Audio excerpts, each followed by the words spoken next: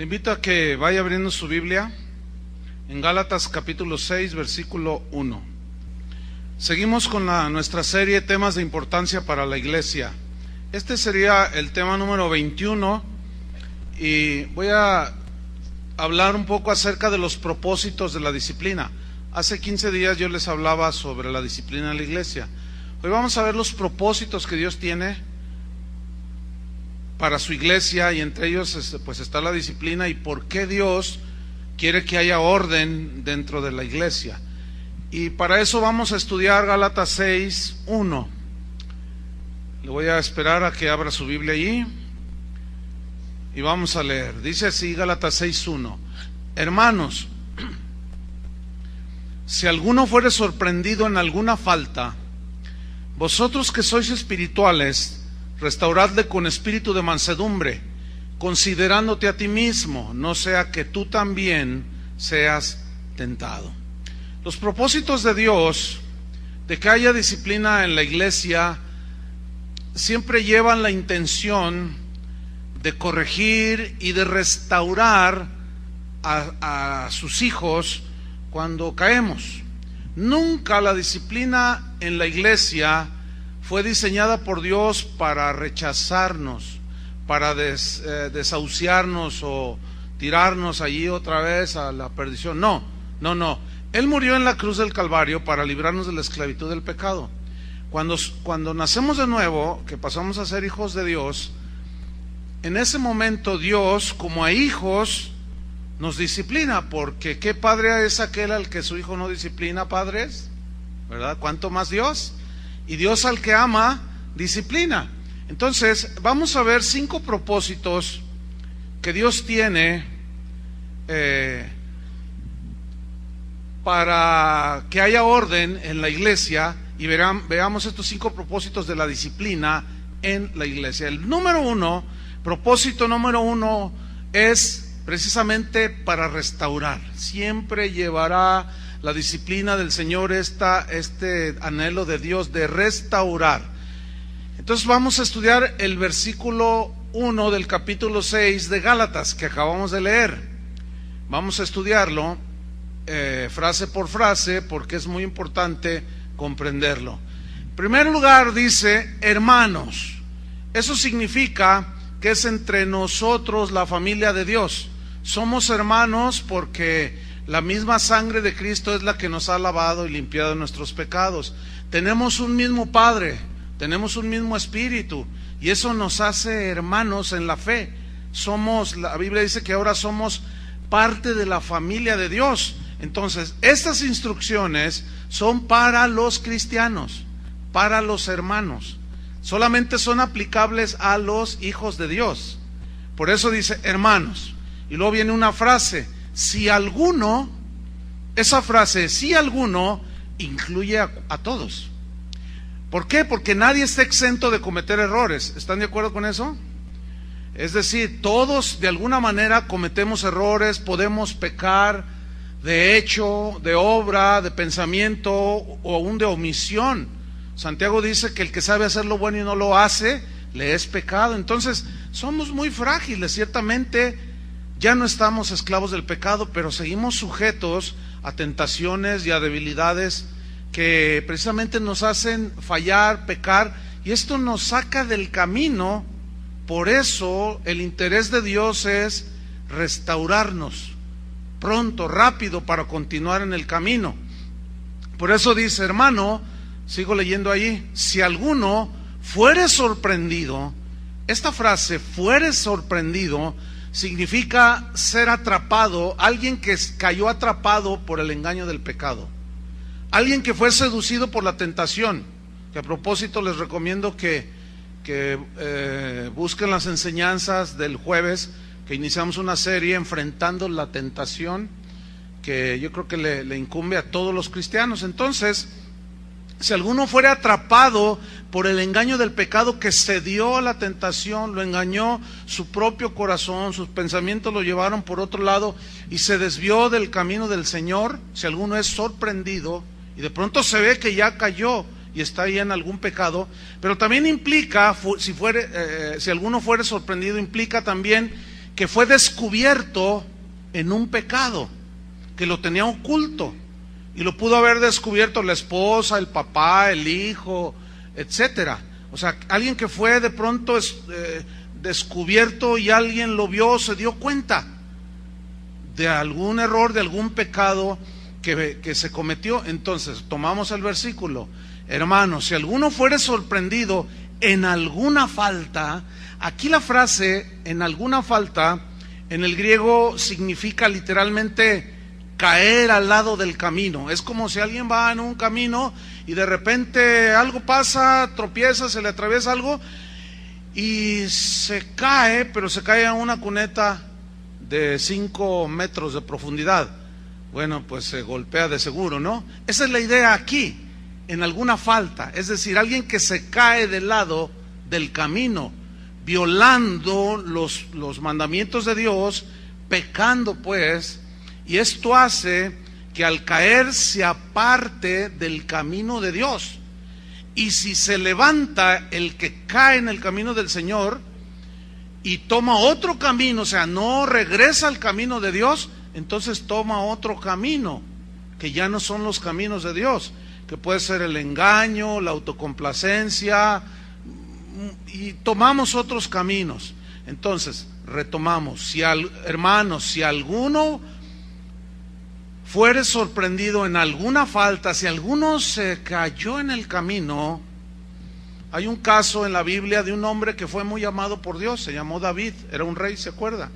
Este hombre en verdad que amaba a Dios, en verdad que era un hombre piadoso, en verdad que era un hombre santo, pero un día se tropezó en el camino y se metió con una mujer que no era la de él y cometió pecados graves, y él trató de esconderlos, pero como era hijo de Dios, Dios inmediatamente puso cartas en el asunto y le mandó a un hombre, a un profeta llamado Natán.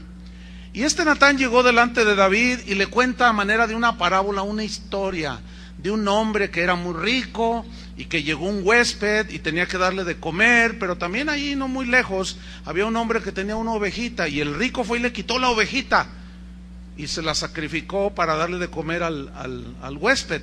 Entonces David, ante esa historia que le está diciendo Natán, reacciona como lo que era un hombre justo, pero que en ese momento él estaba desviado del camino por su pecado. Y en ese momento surge el hombre de Dios y dice: ¿cómo? El que hizo semejante injusticia debe pagar por su injusticia. Y la sentencia en ese tiempo era la muerte, y dijo: el tal debe morir. O sea, todo eso estaba dentro de la rectitud de un hombre de Dios. Entonces el profeta lo mira y le dice: eres tú, David, le dice. Y en ese momento él entendió que Dios lo estaba reprendiendo y cayó en un arrepentimiento muy profundo. Entonces Dios lo hizo volver al camino, ¿entienden? Hay muchos pecados de distintos colores y sabores, como dirían por ahí. Hay todo tipo de inmoralidad, hay enemistades, hay pleitos, hay contiendas, hay divisiones, hay envidias, borracheras. Y Pablo decía: yo de todas estas cosas les amonesto. No deben practicar eso. Dios nos sacó de la esclavitud de esos pecados, no podemos ser esclavos de nuevo. Entonces el pecado nos saca del camino, ¿sí? Y caemos ahí a un lado del camino heridos, pero necesitamos volver al camino. Sin embargo, necesitamos ayuda para volver al camino. Alguien que se desbarranca, se rompe un brazo, se hace una herida en la cabeza, se rompe un fémur, una pierna, qué sé yo, entonces necesita que alguien llegue. Para eso existe la Cruz Roja. Y llegan los paramédicos y ellos hacen los primeros auxilios. Si hay fracturas, te acomodan todo ahí más o menos, te ponen en una posición que no haya más consecuencias, te ayudan, te comienzan a dar la mano, y nadie le recrimina nada al que se accidentó, al que se salió del camino. Eso es otro asunto, pero hay que ayudar al caído. Entonces retomamos el versículo de Gálatas 6:1. Hermanos, si alguno fuere sorprendido en alguna falta, que se salió del camino, vosotros que sois espirituales. ¿Quiénes son los espirituales? Los espirituales son los que han madurado en Cristo. Habla de los más maduros. Habla de los que han aprendido las lecciones de la vida. Habla de gente que ya ha sido tratada, disciplinada por el Señor, han sido moldeados, entiende los propósitos de Dios, sabe que todas las cosas le ayudan para bien. O sea, es alguien que ya ha madurado en los caminos de Dios y por lo tanto es una persona espiritual que está capacitada para restaurar al caído. En primera instancia, pongan atención, son los pastores los que teóricamente son los más maduros. Digo teóricamente porque así como en una familia ustedes padres, que hoy se celebra nuestro Día de Padres, ¿verdad? Se supone en teoría que somos más maduros que nuestros hijos, ¿verdad? Se supone. Porque ya viendo la realidad, hay mucha inmadurez muchas veces nosotros como padres. Pero también se puede dar que los pastores, que haya pastores que no por el hecho de estar ya de alguna manera pastoreando, pueden ser gente que es inmadura. Entonces, al ser inmaduros y no tener bien digeridas y entendido el tema de la disciplina, o no la aplican o se exceden en la disciplina. Entonces los espirituales, perdón, son aquellos que restauran, son aquellos que tienen la mano al caído, porque un inmaduro solo va a complicar las cosas. Porque un inmaduro, alguien que no está, que no ha desarrollado ese carácter de Cristo, cuando ve que alguien cae, que ve que alguien tropieza y lo confronta, bueno, le hace un juicio muy severo. Sí, o sea, no, te lo dije, y de una manera inflexible lo condena sin amor, sin paciencia. Y el propósito básicamente de alguien así que te eche en cara algún error en lugar de tenderte la mano, es producto de su inmadurez, y eso puede destruir a la persona. ¿Sí? Alguien dijo, hay un dicho muy mencionado dentro de la iglesia cristiana alrededor del mundo, que dice que la iglesia es el único ejército, porque también la Biblia habla como que somos un ejército, el ejército de Dios, que es el único ejército que le da el tiro de gracia a sus heridos. Si ustedes se fijan en las películas de guerra, cuando ellos tienen órdenes específicas de que cuando uno de los soldados cae herido, no lo pueden dejar ahí. Y mucho menos, para que no sufras, toma, ¿verdad? No, se regresan y no lo dejan allí. O sea, eso lo tienen bien metido. Hace un tiempo, unos meses, fui a los Estados Unidos y se me acercó un hombre que me manda correos, y él es soldado de los Marines de los Estados Unidos. Me dice, mire, pastor, yo estoy en Afganistán, he estado en Irak, primero en Afganistán, en Irak. Entonces me dice, mire, yo aprecio mucho que en internet uno tenga acceso allí a lo que ustedes predican. Y estando yo en el ejército y en campaña, bueno, nosotros tenemos internet, parece, ahí lo tenemos, y yo estudio la palabra de Dios. Entonces yo le comparto a los soldados, me dice, y ya tengo un grupo de soldados, pastor, que han recibido a Cristo. Oh, mira qué interesante. Entonces él se vino, porque les dan descansos, ¿sí? Y estaba en los Estados Unidos, coincidió una conferencia y se presentó conmigo. Entonces traía unas medallas que él se ha ganado, 3 medallas en combate. Entonces me dijo, hermano, yo le quiero regalar estas medallas que yo gané. Y yo le dije, no, pero esas son tuyas. Dice, sí, pero es que espiritualmente me ha ayudado con sus enseñanzas a ganar las batallas.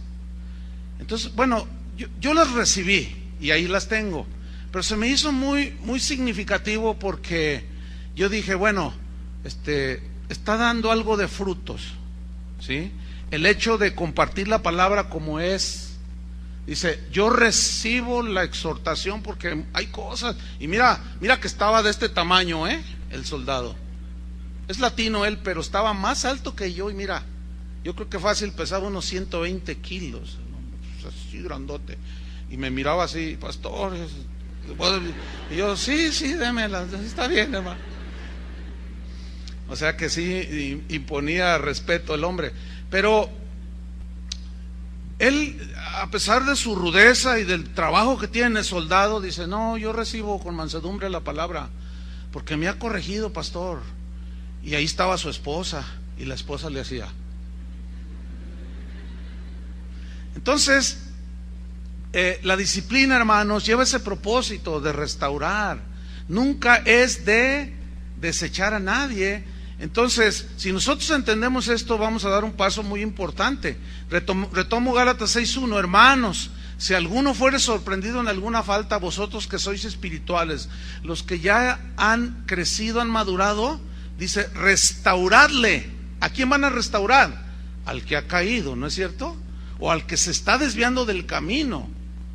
Como ahorita yo estoy enseñando, y yo sé que al enseñar esto, estoy corrigiendo el camino de algunos que tal vez se han salido.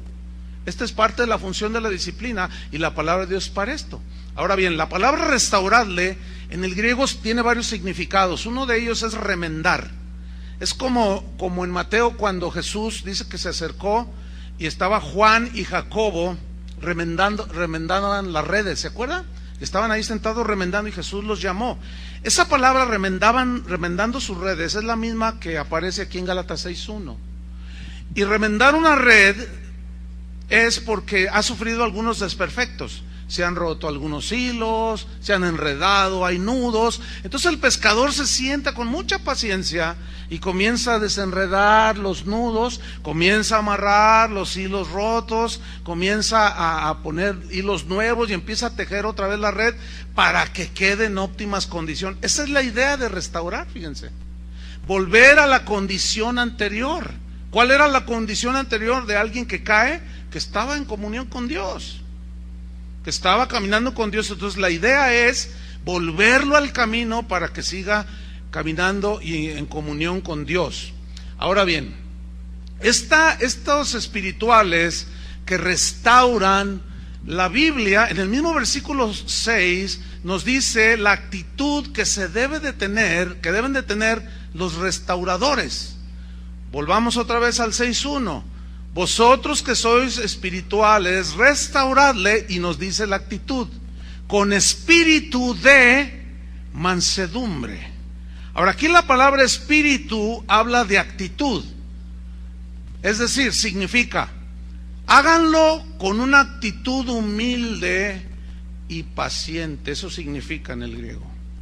Restáurenle, pero tengan una actitud humilde, mansa y de mucha paciencia y de mucha misericordia al que cayó.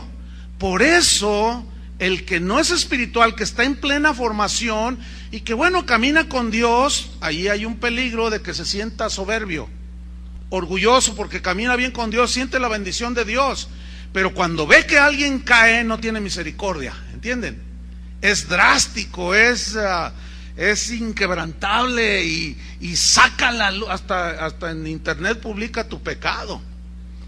Y eso no se hace, porque es entre hermanos, ¿entienden? Al rato voy a tocar un punto bien importante que todos debemos de entender. Tiene que ser con una actitud humilde, ¿sí?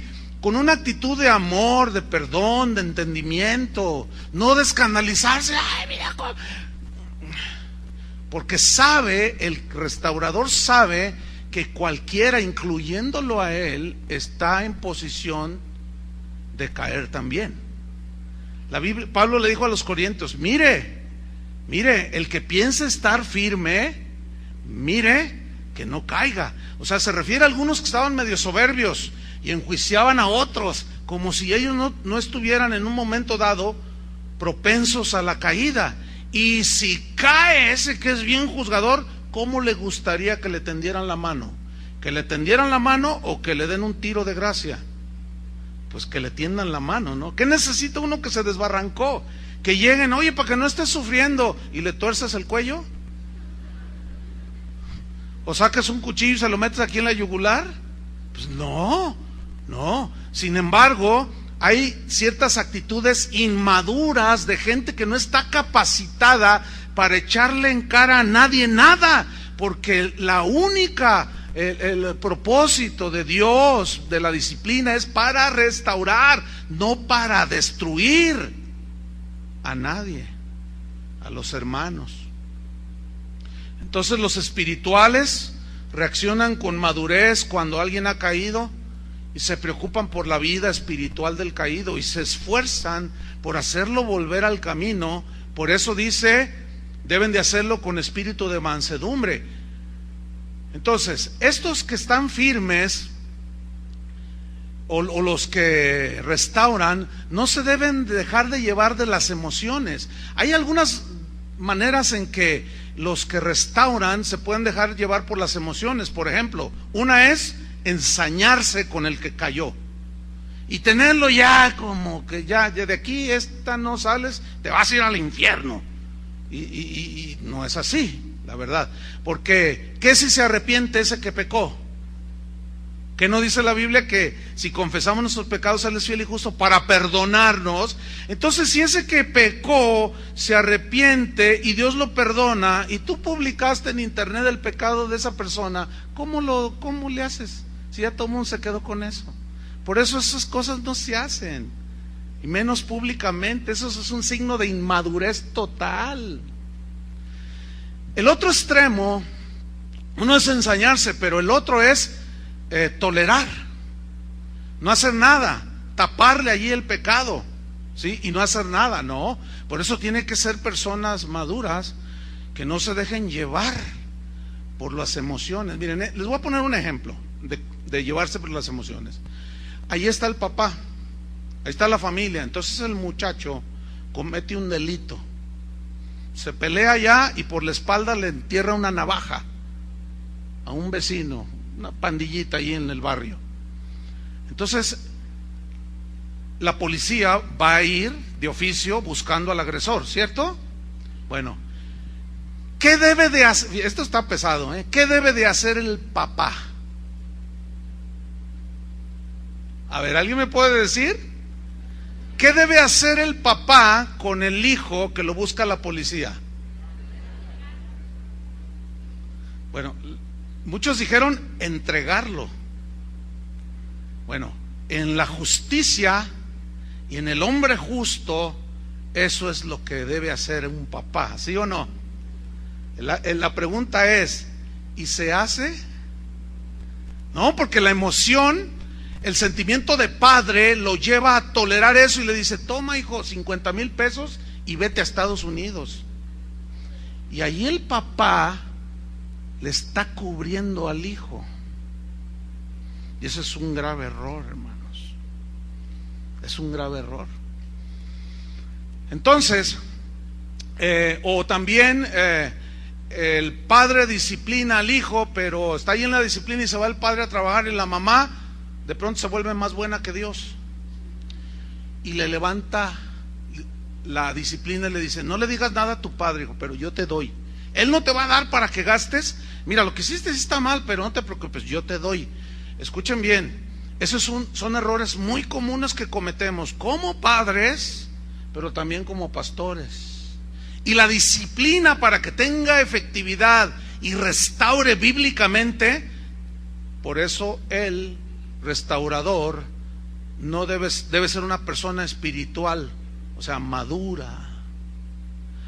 Y eso mismo se puede aplicar en la familia también, ¿sí? Espero estén aprendiendo algo.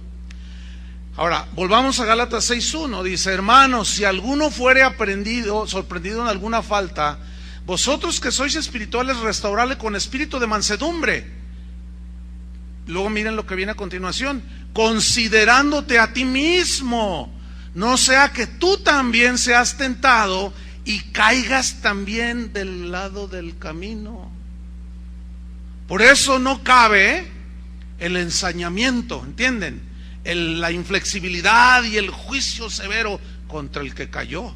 Estoy hablando de entre hermanos, entre hermanos. Esto es muy importante. Estoy hablando entre hermanos. Al rato trataré otro punto importante que hay que saber. Entonces, el papá disciplina a sus hijos igual, así, considerándote a ti mismo, papá, porque a veces con los hijos somos inflexibles y cuando nosotros cometemos pecados, queremos que todo el mundo nos perdone y nosotros somos duros. Y no, ahí habla de una inmadurez, falta espiritualidad, falta discernimiento.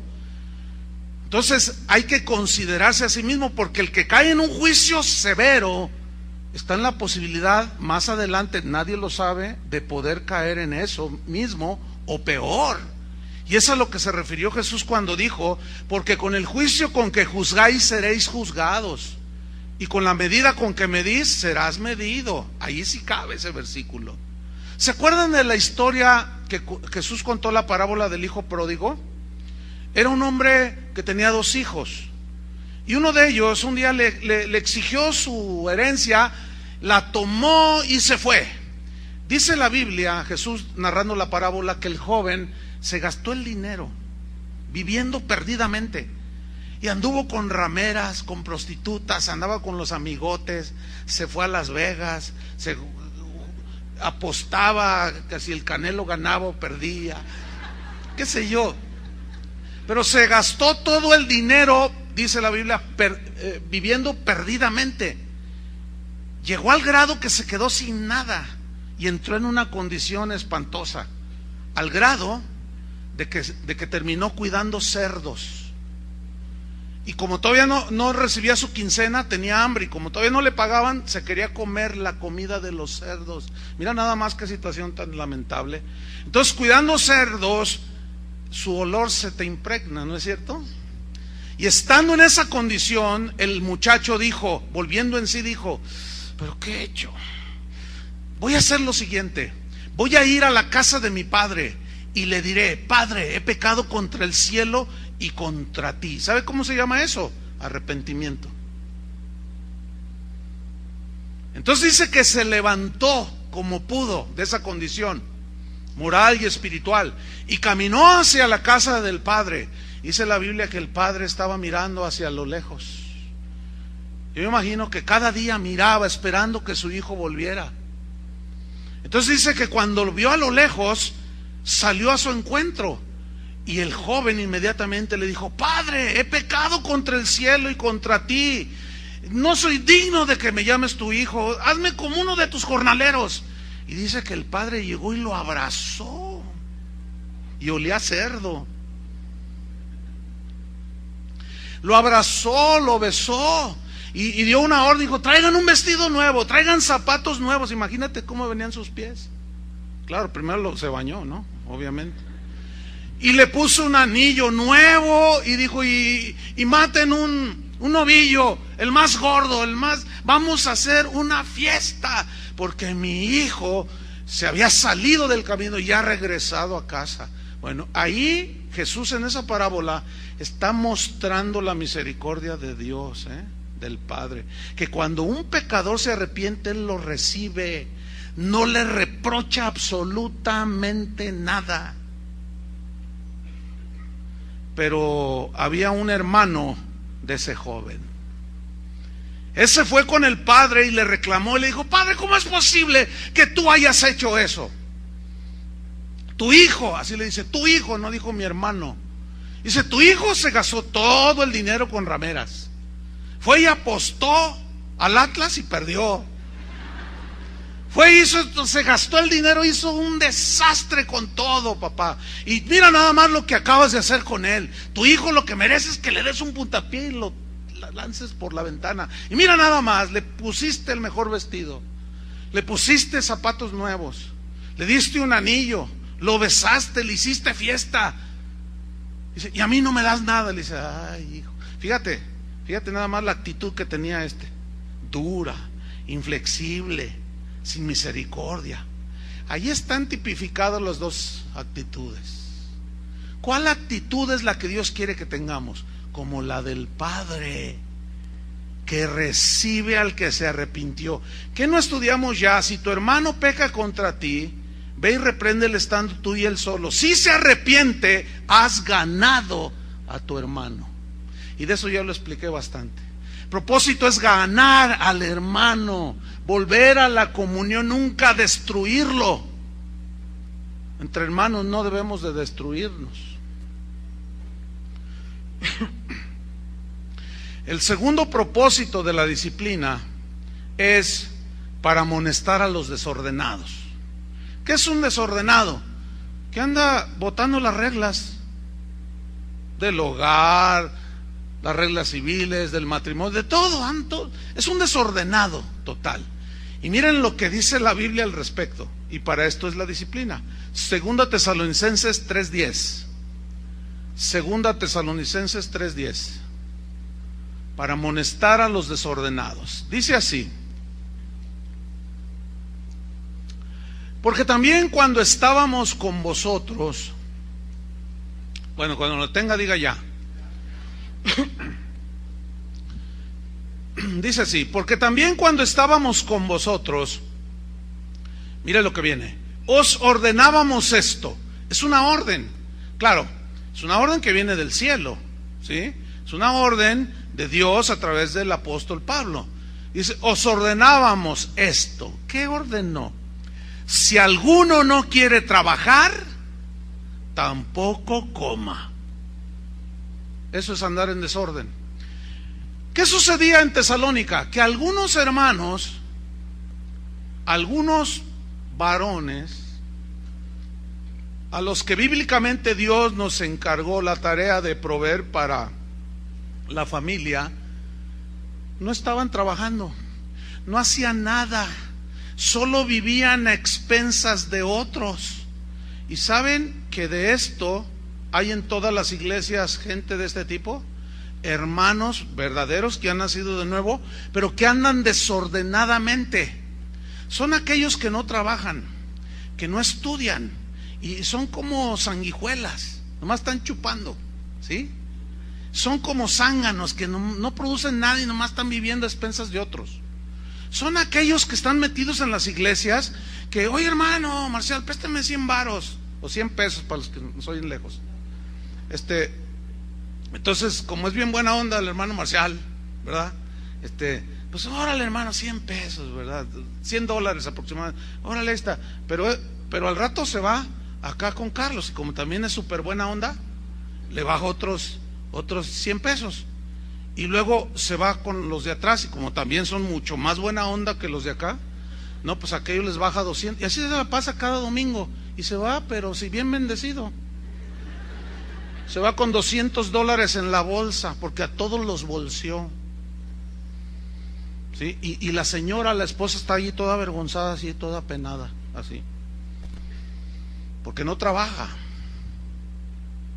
¿Sí? Y se la tienen bien escondidita. ¿Sabe que hay mucho de eso en las iglesias? Ahora, escúchenme bien. En la familia, ahí va, si cualquiera de sus hijos no quiere ni estudiar ni trabajar, señora, señor, hermanos, para que se oiga más espiritual, hermanos, no le den de comer, no le compren ropa, no le den para gastar. No me vean feo a mí, por el amor de Dios. Si tienen algo que reclamar, reclámenle a Dios, vean lo feo a Él, porque Él es el que ordenó que esto se escribiera. Por eso muchos tienen unas broncotas en su familia con sus hijos, porque les toleran todo, ya están con sus dedos bien ejercitados, ¿no? De los jueguitos. Eso sí los tiene bien delgaditos, porque eso sí los corretea todo 8 horas ahí moviéndolos. Esos están bien esbeltitos. Está ahí, hijo, amá, dame de comer, amá. Entonces el papá le dice, claro, hay excesos, hay padres que a los 10 años, 12, ya salgas a trabajar. No, papá, por favor, No estoy hablando de eso, esos son excesos y abusos de autoridad. No estoy hablando de eso, estoy hablando de los ociosos, que ya están en edad de estudiar o de trabajar, de hacer algo, y nada más están allí. Entonces el papá no le da y la mamá otra vez se vuelve más buena que Dios. Tenga, mi hijo, no le digas a tu papá porque me va a dar mis cachetadas, ¿eh? No le vayas a decir, toma, ahí te van, dale, hay 500 pesos. Y el otro está ahí, gracias, mamá. Mire, escúcheme bien. No, pues es así como que da risa. Pero pregúntenle a los que están en esa situación si les da risa. No es para reír. Usted está malcriando a sus hijos. ¿Saben que Dios no malcría a sus hijos? Dios no se deja, mire, por más que llore y se tire al piso, Dios no es emocional como nosotros. Nosotros sí, ahí está el niño revolcándose. Tenga pues, hijo, para que ya no llore. No, papá, tienes que ser más firme. Tenemos que ser más firmes. ¿Sí o no? Y no dejarnos llevar por el amor de padres. Y hoy es día del padre. Hijos, hoy les voy a dejar que hagan todo lo que quieran. No, hombre, al contrario. Hoy, al rato que te lleven a comer o que te den la sorpresa, les vas a decir, yo soy su padre. Y aquí voy a ejercer la disciplina del Señor. ¿Sí o no? Ahora, ¿cómo se debe de ejercer esa disciplina? Fíjate. Con espíritu de mansedumbre, considerándote a ti mismo. Yo trato muchos casos así. Gente me llama o me escribe o qué sé yo. Me dicen, pastor, ¿qué hago? Mi hija tiene 17 años y acaba de salir embarazada. Lo primero que les pregunto es, ¿y cómo es la actitud de ella? Está profundamente arrepentida, pastor. Llora y le pide perdón. Miren, la oímos que está ahí en su cuarto llorando, pidiéndole perdón al Señor. ¿Qué hacemos? ¿La ha hecho? No, por el amor de Dios. ¿Cómo la vas a echar si está arrepentida? Cuando se rebelan y yo sabré lo que hago, ahí es diferente. Es como lo de Mateo 18. Llegó un momento en, ¿sabes qué? Ahí está la puerta, amigo. Me duele mucho, eres como el padre de la parábola. Él no impidió que su hijo se largara, ¿verdad que no? Porque ya era grande, ya era adulto. Entonces, no debes de dejarte llevar por esa actitud. Entonces, yo les digo, mira, si está arrepentido, cerciórate que está arrepentida. Está totalmente arrepentida, pastor, lo puedo asegurar. Tiéndele la mano, no le reproches nada, levántala, ayúdala. ¿O no? ¿No dice eso la Biblia? En la iglesia a los pastores nos toca hacer eso. En la casa a los padres les toca hacer eso. Y entre la familia, tiene que ser como dice la Biblia.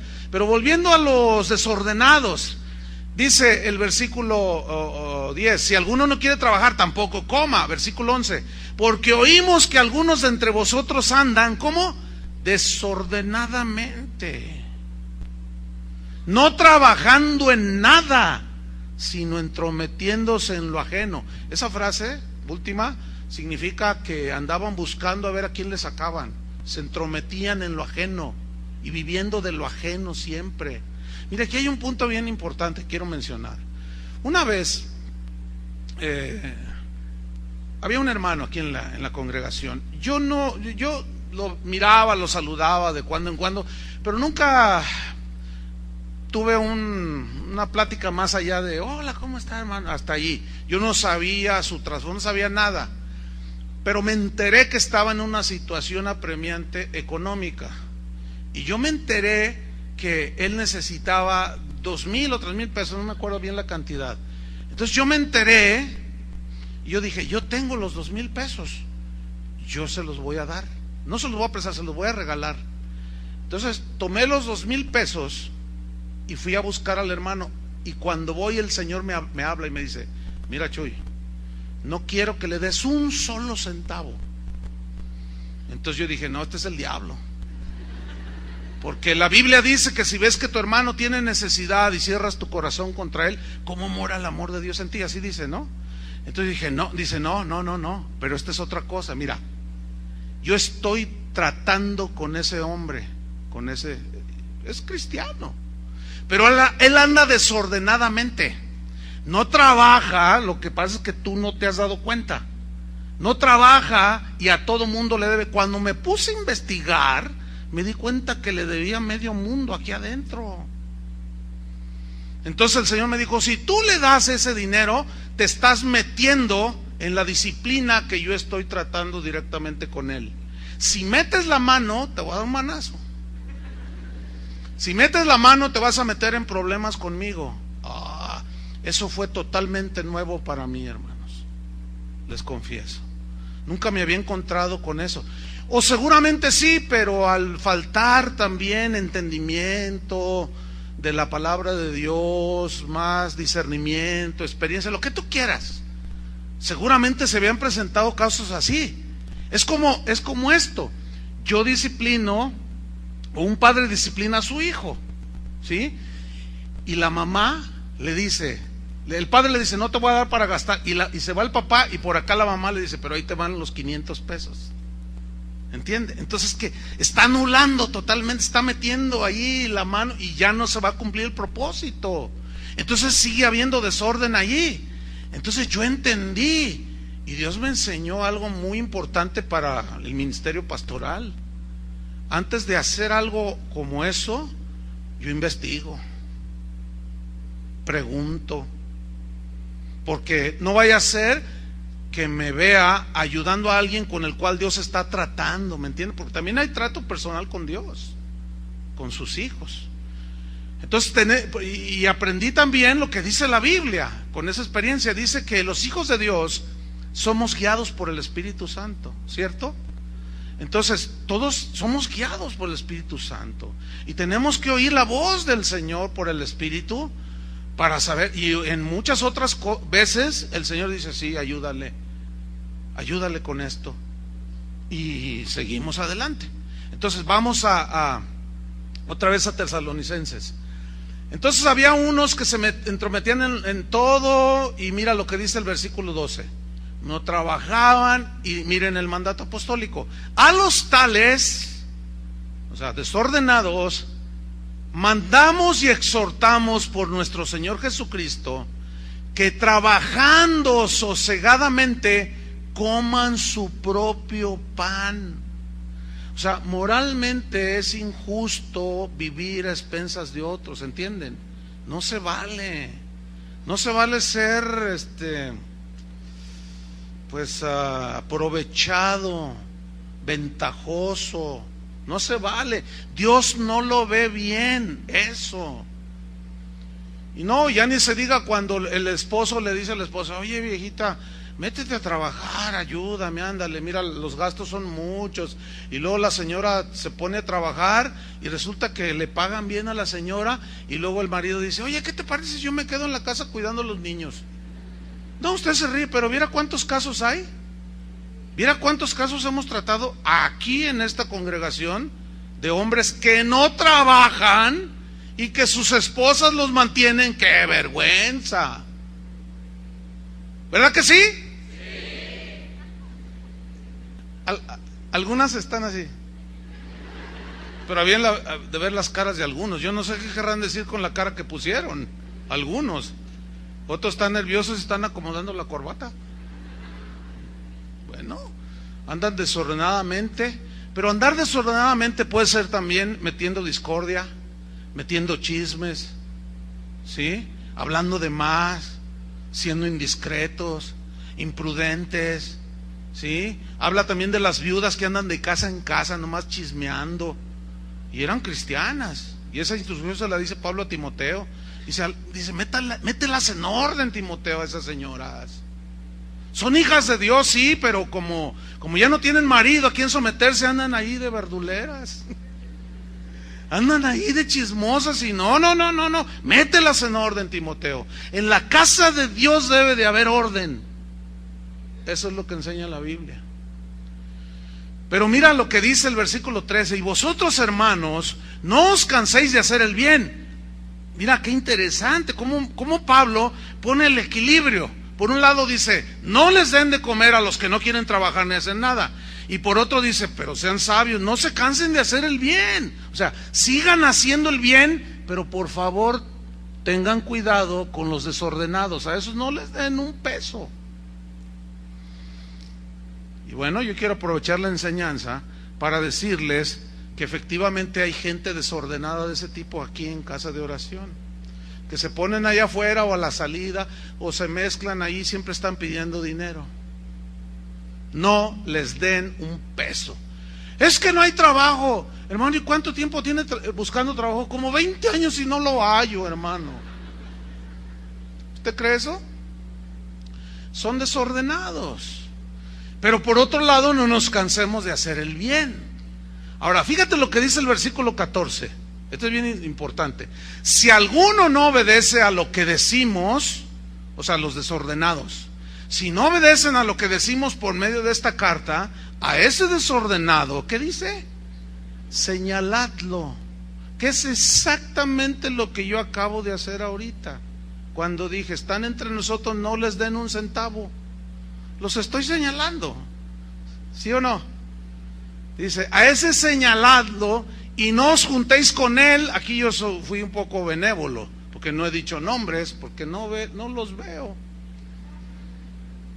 Pero ahí andan. Dice, y no os juntéis con ellos, pero mira lo que dice, para que se avergüence. Nada más que ese verbo avergonzar en el griego es una palabra entrepo, así se escribe. Significa que esa de señalarlo y mencionarlo lleva el propósito de hacer recapacitar al desordenado. Eso es lo que significa.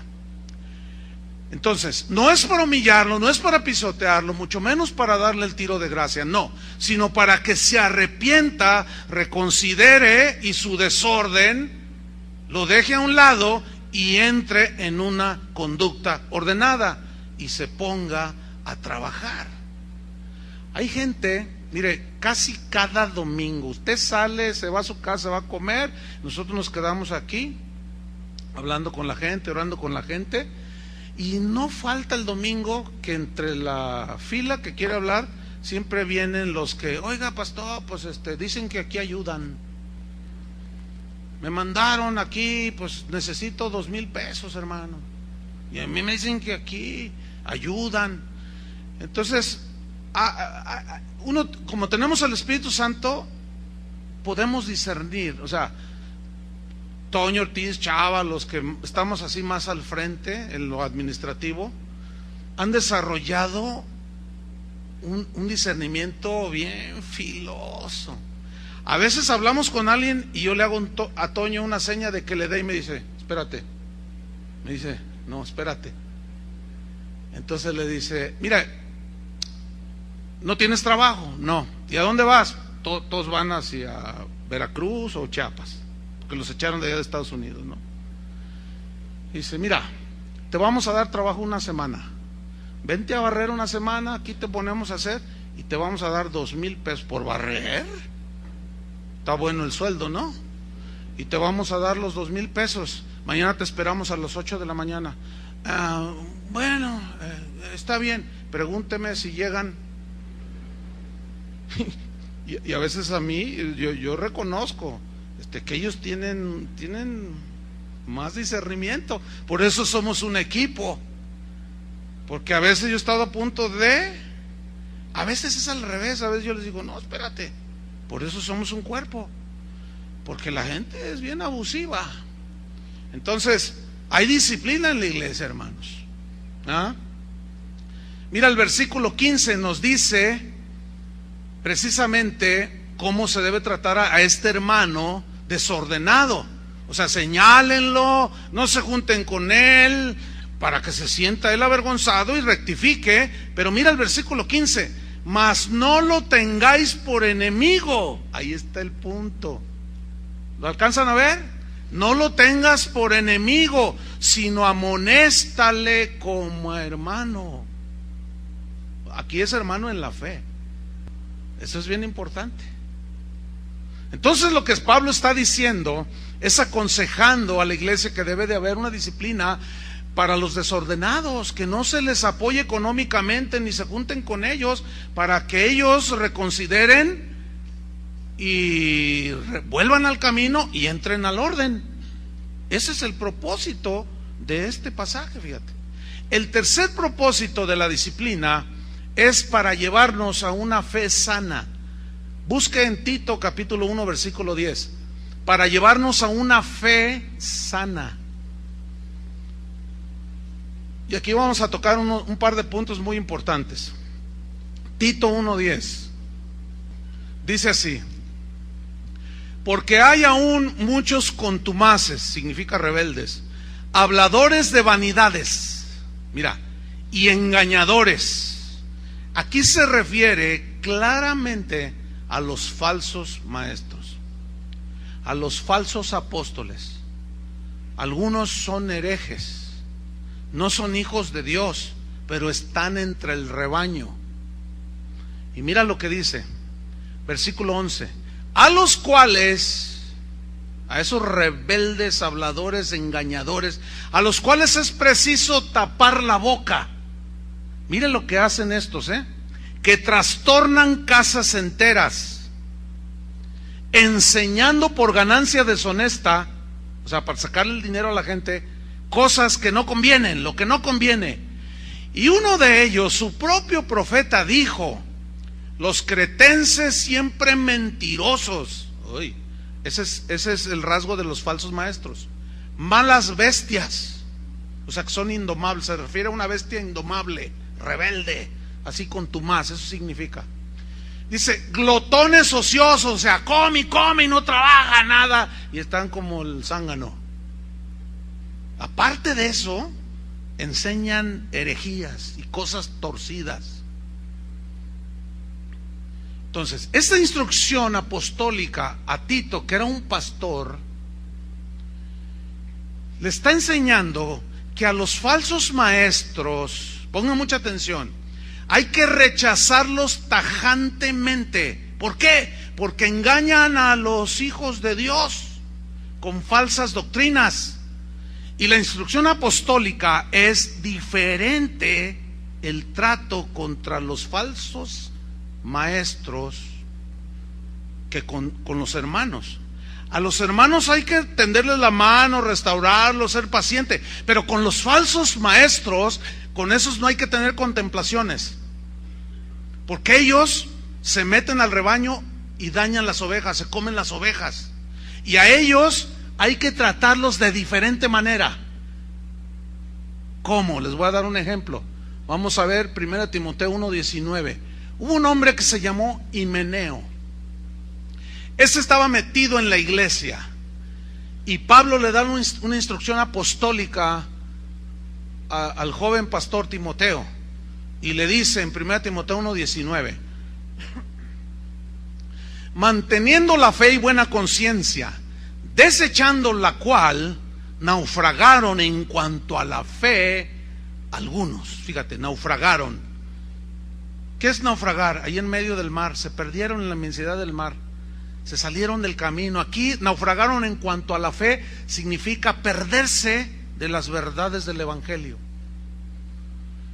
Y luego da nombres, versículo 20, de los cuales son Himeneo y Alejandro, a quienes entregué a Satanás para que aprendan a no blasfemar. ¿En qué consistía su blasfemia? En que se metieron entre los discípulos, eran falsos maestros, y enseñaron herejías, fábulas, mitos, tonterías, y trastornaban las familias de la iglesia. Y en 2 Timoteo vuelve a mencionarlo Pablo a este tal Himeneo, 2 Timoteo 2:16, y ahí dice más claramente en qué consistía la actitud, porque Pablo tenía esa actitud hacia Himeneo, que lo entregó a Satanás, o sea, lo sacó de la iglesia. Eso significa. ¿Por qué? 2 Timoteo 2:16, aquí está, mira: mas evita profanas y vanas palabrerías, porque conducirán más y más a la impiedad. Y su palabra, está refiriendo a lo que dicen los falsos maestros, su palabra carcomerá como gangrena. Mira la gangrena, es mortal, ¿sí o no? Su palabra es como gangrena. Sus enseñanzas son como gangrena, que pudren. Dice, de los cuales son, y aquí aparece otra vez este hombre, Himeneo y Fileto. Aquí se ve que ese tal Himeneo tenía influencia sobre algunos, arrastró a Alejandro, arrastró a Fileto y trastornó varias familias de allí de la iglesia donde Timoteo pastoreaba. Y le dijo, a esos sácalos de la iglesia, no tengas contemplaciones con ellos. Dice, ese Himeneo y Fileto se desviaron de la verdad, versículo 18, diciendo que la resurrección ya se efectuó. Decían tonterías acerca de la resurrección. Ya resucitamos, ¿cómo? Pero si todavía me caigo y me duele. Y la Biblia dice que vamos a tener un cuerpo glorificado. No, ya resucitamos espiritualmente. Es que tuve un sueño. ¿Y cómo fue tu sueño? Que ya habíamos resucitado. Y una de patrañas, de engaños. Y como ese tipo de cosas místicas a la gente le llama la atención, captan la atención de la gente. ¿Sabes qué? Yo fui arrebatado al cielo. Otros dicen, a mí, yo fui al infierno y vi y sentí las llamas. ¿Quiere que le cuente mi testimonio? Entonces el pastor inocente dice, sí, hermano, lo invito a la iglesia para que nos cuente ese testimonio. Entonces, hermano, hay un testimonio poderoso, dice el pastor. Entonces, hermanos, yo fui al infierno y estuve allá y vi a una mujer y vi a un hombre y vi esto y vi ahí al hermano fulano de tal. Y ustedes creen que era salvo, pues no era salvo. Y empiezan a contar su testirollo. Y entre eso que dicen respecto al cielo, al infierno y cuanta cosa, dicen un montón de herejías, que los que están sentaditos ahí captaron tanto su atención que no están discerniendo lo que está diciendo ese, que es como gangrena, que va a enfermar la fe de los hijos de Dios. Eso era lo que hacían Himeneo y Fileto y Alejandro. Y Pablo dijo, a esos sácalos de la iglesia. Con esos, como no son hijos de Dios, el trato con ellos es diferente. Y aquí es donde debo tocar este punto muy importante. Debemos saber distinguir entre lo que es un falso maestro y un ministro verdadero de Jesucristo. Son dos personas totalmente distintas. Por ejemplo, a los verdaderos ministros de Dios, que se comprueba por la vida, la trayectoria, la gente los conoce, pero que también se equivocan, ¿sí o no? Pero no necesariamente son herejes. Un fiel ministro de Jesucristo enseña las verdades del Evangelio, enseña la sana doctrina, pero también se puede equivocar, ¿sí o no? Pero no debe ser puesto en la lista de los herejes, ni tampoco debe ser tratado como un hereje y publicarlo a los cuatro vientos su error. No, porque no es un falso maestro.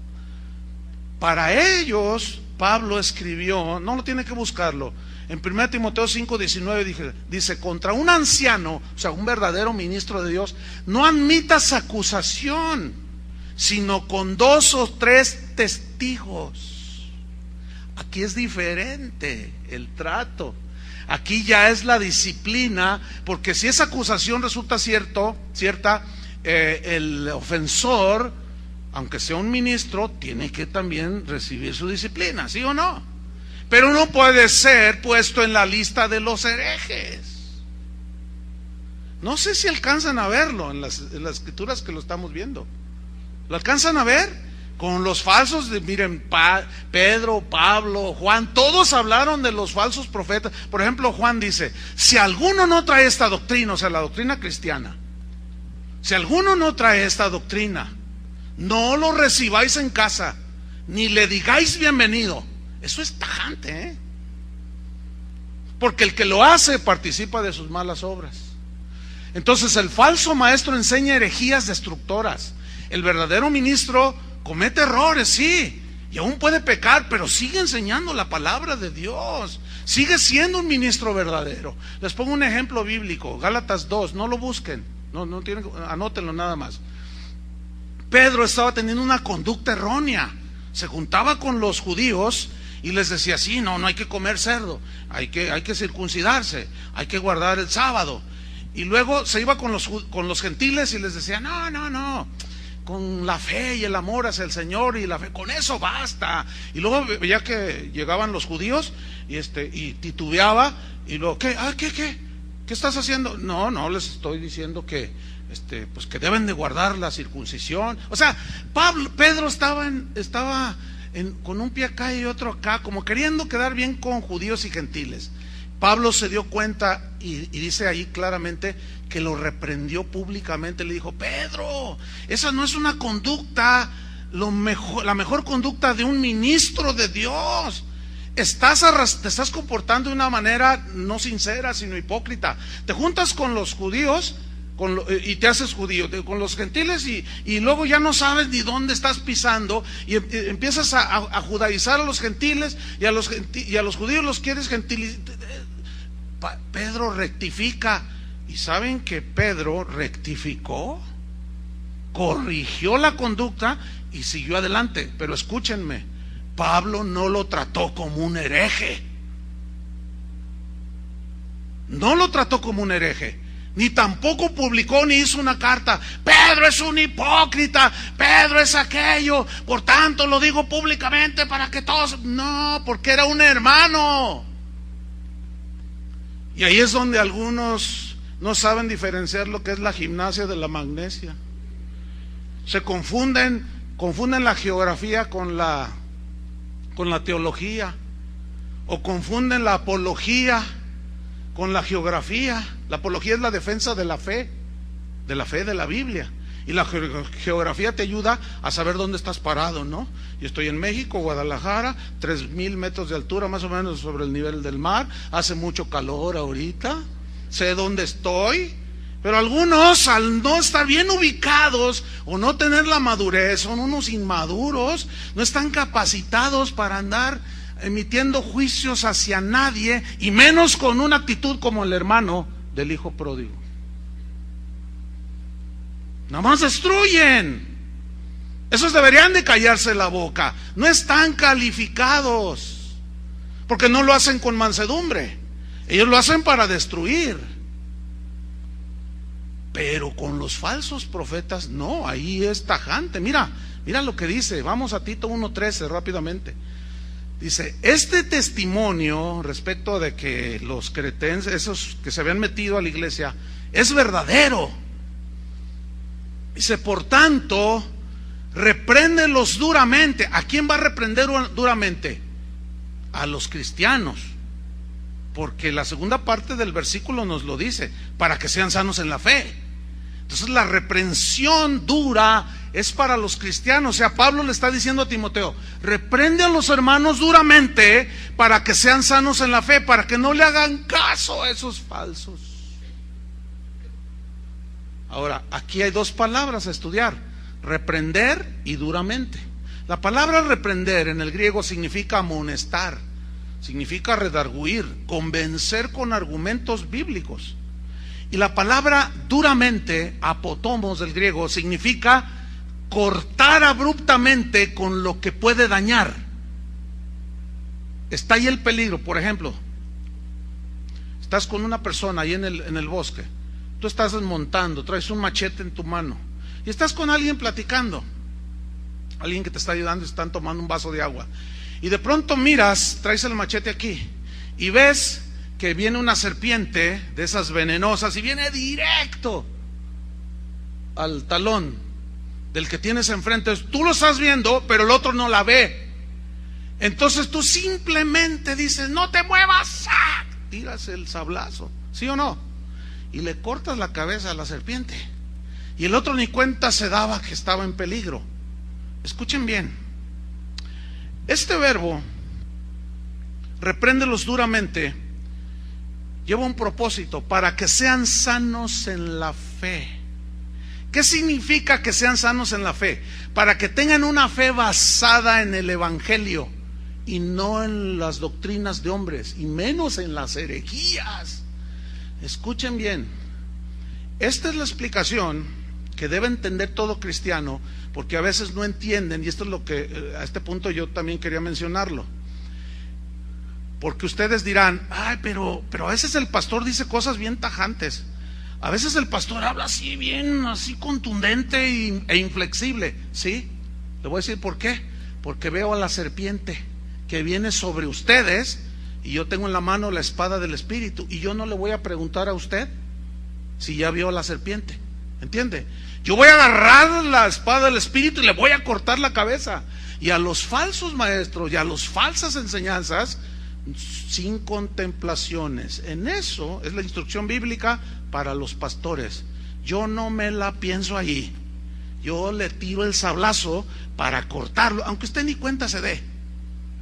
Lo que pasa es que algunos están ustedes allá y no lo entienden y dicen: ay, pues no, dicen que es con amor, con mansedumbre. ¿Y entonces por qué el pastor es así? Por eso, para que sean sanos en la fe. Por eso cuando yo les digo pactar con dinero, tratar de comprar el dinero con dinero, las bendiciones de Dios, es una herejía y no lo haga. Y soy tajante, porque eso agrede el Evangelio, ¿sí o no? Pero muchos dicen, no entienden esto, dicen: pastor, ¿usted qué se mete con esa gente? Usted nomás criticando a esa gente. Déjenlos que hagan de las suyas, usted haga su trabajo. Esa gente no sabe lo que es el pastorado, no entiende esta parte que nosotros entendemos perfectamente. Yo lo entiendo perfectamente. Por eso, mire, le digo con todo respeto, yo seré tajante y seré contundente en decir las herejías y contrarrestarlas con las verdades de la Biblia. Si yo les digo: hermanos, ¿qué tienen que andar yendo al Telmex pagando $1,000 para ir a oír cantar a un cantante cristiano? Eso es prostitución del Evangelio, porque usted está pagando para ir a ver a la persona. Y usted dirá: yo voy a ir a adorar a Dios. No me diga, eso no es verdad. A otro chango tu banana, pero esa no me la como yo. Porque para adorar a Dios no se tiene que pagar. Eso es una agresión a la santidad de Dios. ¿Cómo yo voy a ir a pagar? Bueno, en eso soy contundente, porque andan muchos allí buscando ganancia deshonesta, y las ovejas están allí. Entonces, al decirlo contundente, a mí no me importa. Bueno, sí me importa en una manera, que usted lo entienda. Si no lo obedece, allá usted. Pero yo sé que detrás de todo eso está la instrucción para mí, para que sean sanos en la fe. Es como cuando tú disciplinas a tus hijos. El niño no va a entender: ya no me quieres. Y tú sabes acá que sí la quieres a tu hija. Es lo mismo, es lo mismo. Algunos me reclaman y hasta me mandan correos: mire, pastor, todo me gusta, pero cuando usted habla háblenos de lo bonito del Señor. Ay, hermanos, qué lindos son. Usted no me va a decir a mí qué tengo yo que hacer o qué no tengo que hacer. Creo que estoy suficientemente grandecito para saber lo que estoy haciendo, ¿o no? Es como si tu hijo te dice: mira, papá, tú tienes que levantarte temprano para ir a trabajar, tienes que hacer esto, tienes que manejar bien la maquinaria, no tomes mucho café, te va a hacer daño, te tomas 15, y te empieza a decir lo que tienes que hacer. Por el amor de Dios, por favor, hermanos, déjenme hacer mi trabajo, ustedes hagan su parte, ¿de acuerdo? Por eso contra esos soy tajante, pero con los hermanos es diferente. A esos, bueno, se les llama, se les habla considerándonos a nosotros, se les dice: hermano, rectifica, arrepiéntete, se les mete en disciplina. La gran mayoría de los que disciplinamos aceptan la disciplina. Fíjense, esto es importante decirlo. Pero hay quienes no, entonces ya no voy a... No, usted no está calificado, necesita allí sentarse a banca, ¿verdad? Me largo de esta iglesia. Bueno, La Biblia dice en Hebreos 12, hijos míos, no menosprecies la disciplina del Señor. Menospreciar significa salir huyendo. Y muchos salen huyendo de la disciplina. Es posible que aquí haya gente que vino huyendo de la disciplina de otra iglesia. Aquí vas a hacer lo mismo que hiciste por lo que te disciplinaron. Pero si allá hubo disciplina, aquí también hay. Entonces, ¿para dónde te vas a hacer? No hay mucho para dónde hacerse, pero es por tu bien. Si lo alcanzas a ver, le das gracias a Dios, y si no, te vas a ir. Buen viaje. Pero te aseguro que no vas a crecer. Y rapidísimo, cuarto, penúltimo y último propósito de la disciplina es para producir santidad en los hijos de Dios. Ese es el cuarto propósito. Producir santidad. Mira lo que dice en Hebreos 12, versículo 8. Pero si se os deja sin disciplina, de la cual todos han sido participantes, ¿cuántos? Todos. Entonces serían bastardos y no hijos. Por otra parte, tuvimos a nuestros padres terrenales que nos disciplinaban y los respetábamos. ¿Por qué no obedeceremos mucho mejor al Padre de todos y viviremos? Dice, y aquellos, o sea, nuestros padres, ciertamente por pocos días nos disciplinaban como a ellos les parecía, pero o sea, Dios, nos disciplina para lo que nos es provechoso, para que participemos de su santidad. ¿Saben para qué nos disciplina el Señor? Para apartarnos del pecado y participar más de su presencia, de su santidad, de su pureza, ¿me entienden? De su justicia, de su misericordia. Estamos disfrutando en realidad la relación con Dios. Y por último, el quinto y último propósito de la disciplina es para que demos frutos del carácter de Cristo en nosotros. En el versículo 11 de Hebreos 12, ahí está, dice Hebreos 12:11, dice así: es verdad que ninguna disciplina parece al presente ser causa de gozo, ¿no? ¿A quién le gusta que lo disciplinen? No, a nadie. Sino de tristeza, sí, porque duele. Pero, dice, mira ese pero después de la disciplina que lleva el propósito de todo eso que ya vimos, da fruto apacible de justicia a los que en ella, en la disciplina, han sido ejercitados. Y aquí resalta la palabra frutos. Qué bonita palabra, frutos. Los frutos de una nueva creación, los frutos de un hijo de Dios: amor, paciencia, bondad, fe completa en el Señor, confianza completa en el Señor, mansedumbre, paciencia, frutos. Qué bonita. ¿Les gustan los frutos? A mí me encanta la fruta, Yo soy bien frutero. Si no hay fruta en la casa, siento que como mucha fruta. Pero tengo un gusto muy especial desde niño, cuando yo mismo corto la fruta del árbol. Siempre me ha sido un deleite. Es más, le voy a decir algo. Yo soy de un lugar, soy de San Luis Potosí, donde hay muchas tunas. Y cuando yo era un niño, mi abuelo me enseñó a comerme las tunas en el nopal. A veces hay tunas en mi casa y a veces hay gente allí, hermanos o alguien, entonces yo las agarro y ¡ay, te vas a espinar! Yo no digo nada, ¿no? Y las agarro y ¡ay, oye, ¿cómo lo hiciste? No, pues es que mi abuelito me enseñó. Yo sé comerme la tuna en el nopal, está ahí y yo sé meterle el cuchillo allí mismo, están todas las tunas así, y yo le sé meter el cuchillo, hay una técnica, y meto la mano y saco la tuna y no me espino nada. Tengo un gusto así, me gusta mucho. Entonces me regalaron un platanito así, una planta así chiquita. Entonces yo quería tener una en mi casa. Entonces me llevé el platanito y lo planté, pero preparé el lugar. Le puse composta abajo, un pozo lo suficiente, puse composta, lo planté ahí, el bastaguito así chiquito, y lo cubrí con tierra, le echaba su abonito y lo riego. Bueno, empezó a crecer. Y ya llegó un momento que estaba de mi tamaño y siguió creciendo. Yo lo miraba y casi todos los días lo miro, lo tengo ahí enfrente. Entonces iba creciendo y de pronto vi que a su alrededor comenzaron a salir otros chiquitos, y alguien me explicaba que el plátano, la planta del plátano por abajo echa como una raíz, y de ahí salen los otros troncos, que son las palmas las hojas de plátano, la planta pues del plátano. Entonces, no hombre, que sale 1, 2, 3, 4, y empezaron a crecer todas. Y de pronto, un día, mirando la planta, vi que echó como una vaina color violeta. Ah, pues esa es señal de que ya va a dar fruto.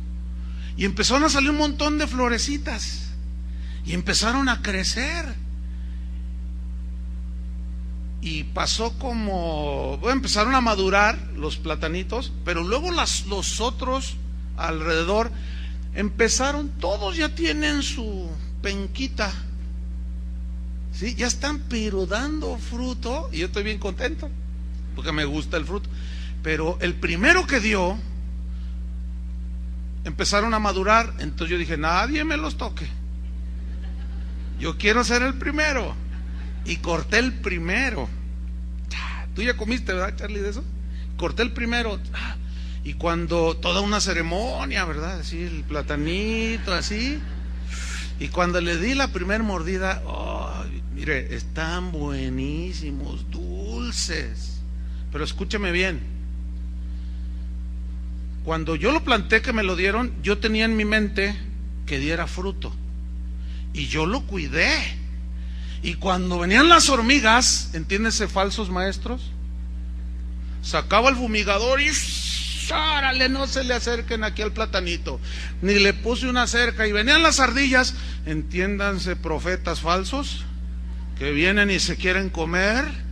Y no, esos hay con una resortera. Y órale, y espantar las ardillas. Y lo cuidé para que creciera. Y creció sano, fuerte, y ahorita estoy disfrutando del fruto.